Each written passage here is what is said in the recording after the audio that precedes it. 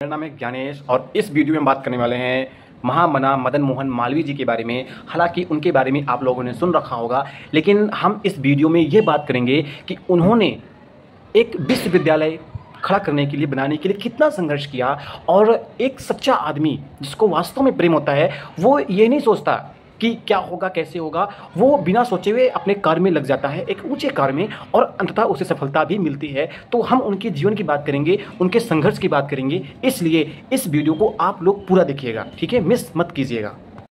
मुझे सौभाग्य चाहिए पर संघर्ष के बिना नहीं। साल है 1911 की और बात है काशी की। भारत गुलाम था, शिक्षा तंत्र अंग्रेजों के नियंत्रण में था।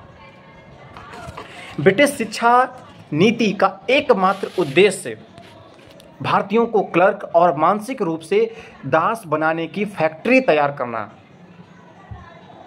अगर कोई भारतीय वेदांत, भारतीय विज्ञान और परंपराओं को पढ़ना चाहता तो उसके लिए कोई विश्वविद्यालय ही नहीं था।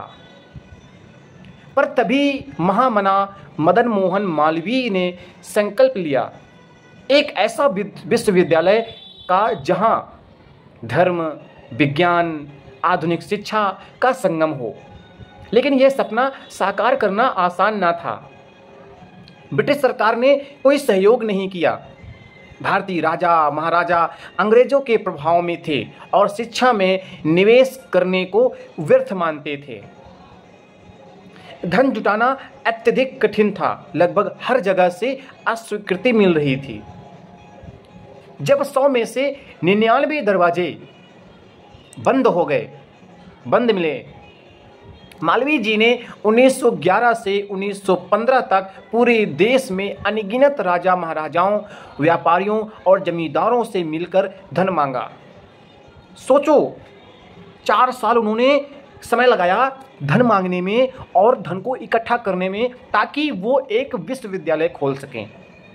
लेकिन नतीजा क्या हुआ? 100 में से 95 लोगों ने मना कर दिया। बड़े बड़े व्यापारियों ने कहा, हमें इसमें कोई लाभ नहीं दिखता। राजाओं ने कहा, अंग्रेज नाराज हो जाएंगे, इसलिए यह जोखिम नहीं ले सकते। 1915 तक सिर्फ 20% आवश्यक धनराशि ही इकट्ठा हो पाई। जब चंदे के लिए भोजन तक छोड़ दिया। अब सोचिएगा कि उन्होंने क्या किया कि चंदे के लिए भोजन छोड़ दिया। 1912 की सर्दी में वे जयपुर में एक राजा से दान मांगने गए। राजा ने घंटों इंतजार कराया और अंत में मना कर दिया। पूरे दिन भटकते रहे, कोई सहायता नहीं मिली। उस दिन उन्होंने खाना नहीं खाया। अगले दिन एक साधारण किसान ने अपनी एकमात्र गाय बेचकर 100 रुपए दिए, तब जाकर उन्होंने भोजन किया। और क्या हुआ? ऐसे ही दिन हजारों आए, तब वे रात भर भूखे रहे, सिर्फ इसलिए कि वे एक भी पैसा इकट्ठा नहीं कर पाए। कई जगह उनका उपहास उड़ा। कौन राजा अपनी दौलत देगा? यह असंभव है। पर उन्होंने जवाब दिया, कोई दे या न दे, मैं अपना सर्वस्व झोंक दूंगा। जब लोगों ने अपना सब कुछ दान दिया, धीरे धीरे लोग समझने लगे कि ये आदमी अपने लिए नहीं, आने वाली पीढ़ियों के लिए संघर्ष कर रहा है। और फिर जो कभी नहीं हुआ था वो हुआ। काशी नरेश प्रभु नारायण सिंह ने सबसे पहले BHU के लिए भूमि दान की। जयपुर के महाराजा माधो सिंह ने 5 लाख रुपए का दान दिया। आज के हिसाब से सैकड़ों करोड़ था। तो अब दरभंगा के महाराजा रामेश्वर सिंह ने 1 लाख रुपए दिए। इंदौर के महाराजा तुकीजीराव जो थे, उन्होंने होल्डर ने निर्माण करने के लिए खुला चंदा दिया। निजाम हैदराबाद ने तत्काल सहायता के रूप में 10,000 रुपए दिए। टाटा समूह ने तकनीकी, शिक्षा और प्रयोगशालाओं के लिए सहायता दी। लेकिन सबसे बड़ी बात यह थी कि सिर्फ राजा और उद्योगपति ही नहीं, गरीब जनता भी इस अभियान में भाग लेने लगी। काशी के 3 बैलगाड़ी चालकों इंद्र, धनीराम और बलदेव ने अपनी जीवन भर की कमाई दे दी। देश भर के छोटे किसानों ने अपनी ज़मीनें गिरवी रख करके सहयोग करना प्रारंभ किया। 5 वर्षों की अथक मेहनत के बाद 1916 में लगातार 5 साल के संघर्ष के बाद काशी हिंदू विश्वविद्यालय की नींव रखी गई। 2025 क्या आज भी वही संकट नहीं खड़ा है?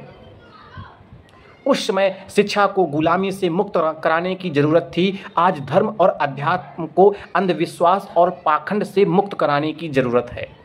तब भारतीय ज्ञान पर अंग्रेजों ने कब्जा कर लिया था, आज धर्म के नाम पर ढोंगियों और व्यापारियों ने कब्जा कर लिया है। तब मालवीय जी को हर तरफ अस्वीकृति मिली थी, आज आचार्य प्रशांत को सच्चाई कहने पर हर तरफ से विरोध सहना पड़ रहा है। आज भी वही संघर्ष है, बस मैदान बदल गया है, लेकिन युद्ध वही है। मालवीय जी ने शिक्षा के लिए भी शिक्षा मांगी और आचार्य प्रशांत आज सत्य के लिए हर दरवाजे पर खड़े हैं। अगर 100 साल पहले लोगों ने यह नहीं कहा होता कि कोई नहीं देगा, तो BHU कभी नहीं बनता। अगर आज आप भी यही सोचेंगे कि सत्य के लिए हमें आगे नहीं आना, तो फिर क्या होगा? लेकिन आज ज़रूरत है हमें ऊंचे उठने की, हमें वास्तविक धर्म की ओर बढ़ने की, हमें जीवन की सच्चाई को जानने की, हमें स्वयं को जानने की। तो इसके लिए आपको आना है आगे। इसके लिए आपको आचार्य प्रशांत को सुनना है और उनके गीता समागम से जुड़ना है। जुड़ने के लिंक इस वीडियो के डिस्क्रिप्शन में है। और ये वीडियो कैसे लगी, इस वीडियो को इसके लिए आप कमेंट जरूर कीजिएगा।